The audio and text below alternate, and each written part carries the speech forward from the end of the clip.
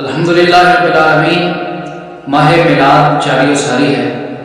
اس مہینے میں نبی پاک صلی اللہ علیہ وسلم کے غلام حضور کی آمد کا چرچا کرتے ہیں، حضور کے میلاد کا ذکر کرتے ہیں، حضور کی آمد کے نغمے گاتے ہیں، حضور کے میلاد کی محفلیں مناتے ہیں۔ تو کچھ لوگ وہ بھی ہیں جو کہتے ہیں کہ یہ کہاں سے ثابت ہے، یہ کہاں سے ثابت ہے، یہ تو شرک ہے، یہ بدعت ہے۔ تو میں ان کو کہوں گا کہ میلاد تو وہ ہے جس کو اللہ نے خود منایا ہے۔ میلاد میں ہوتا کیا؟ ہم میلاد کیسے مناتے ہیں؟ محفل میلاد کرتے ہیں، کیسے ہوتی ہے؟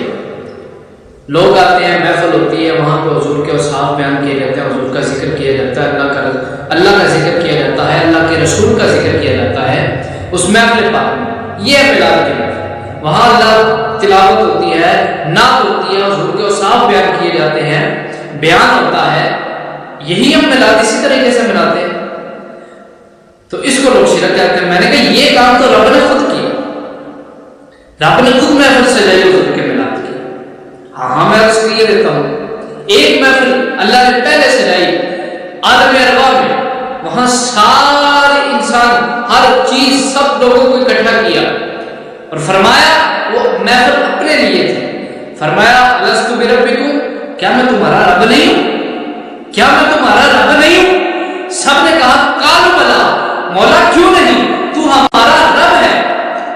لیکن جب باری نا اپنے محبوب کی، جب باری نا محبوب کی عظمت کی، جب باری نا محبوب کے میلاد کی محفل کی، تو رب نے پھر سب کو نہیں بلایا، سب کو نہیں بلایا، بلکہ خاص خاص لوگوں کو بلایا۔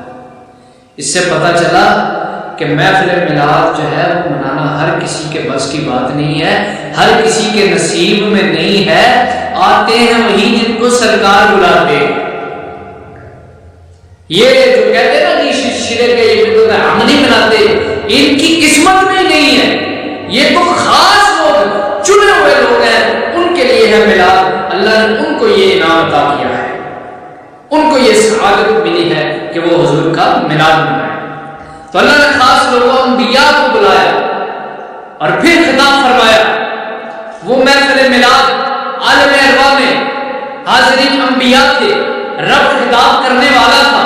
رب نے فرمایا وَإِذَا أَخَذَ اللَّهُ، قرآن کے لفظ ہیں، 3 پارہ سورۃ آل عمران، فرمایا وَإِذَا أَخَذَ اللَّهُ مِيثَاقَ النَّبِيِّينَ، فرمایا نبیوں جب تمہیں کتاب دی ہو، حکمت ملی ہو، تمہیں تمہاری رسالتیں چل رہی ہوں، تمہاری شریعتیں چل رہی ہوں، تمہارے جو ہے وہ نظام چل رہا ہو، لوگ تمہارے نعرے لگا رہے ہوں، تمہارے کلمے پڑھ رہے ہوں، سب کچھ تمہارا جو ہے وہ دور چل رہا ہو، ثم جاءکم، پھر میرا رسول آ جائے۔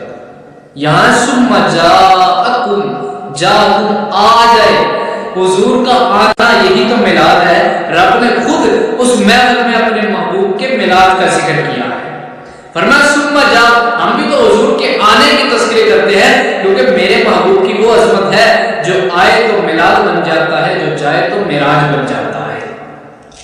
فرمایا ثم جاءکم، پھر میرا رسول آ جائے، پھر میرا محبوب آ جائے، پھر میرے محبوب کی تشریف آوری ہو جائے، پھر میرے محبوب کی بعثت ہو جائے، پھر میرے محبوب کا میلاد ہو جائے، ولادت ہو جائے، پھر تم نے اپنی شریعتیں چھوڑ دینی ہے، تم نے اپنے جو ہے وہ نظام کو چھوڑ دینا ہے، اپنے دین، اپنے لوگوں کو، سب کو لے کے میرے محبوب کی بارگاہ میں آ جانا ہے۔ فرمایا لَتُؤْمِنُنَّ بِهِ وَلَتَنْصُرُنَّهُ، میرے محبوب پر ایمان بھی لانا ہے، حضور کی مدد بھی کرنی ہے۔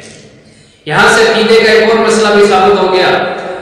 اللہ کو بھی پتا تھا کہ اس وقت سارے نبی قبروں میں ہوں گے، انبیاء قبروں میں ہوں گے، لیکن پھر بھی وعدہ لیا کہ اے نبیوں میرے محبوب کی مدد بھی کرنی ہے اور ایمان بھی لے کے آنا ہے۔ ایسا کیوں کہا؟ کیونکہ پتہ لگ جائے کہ انبیاء وہ ہے جو قبروں میں بھی مدد کر سکتے ہیں، جو قبروں میں بھی مدد کر سکتے ہیں۔ اس انشاءاللہ العزیز یہ سلسلہ جاری رہے گا۔ اس طرح کی مزید ویڈیو ثبوت میلاد، اثبات میلاد کے حوالے سے، قرآن و حدیث کے دلائل کی روشنی سے انشاءاللہ العزیز مزید اپلوڈ ہوتی رہیں گی۔ اللہ کریم ہم سب کا حامی و ناصر، و السلام علیکم ورحمۃ اللہ۔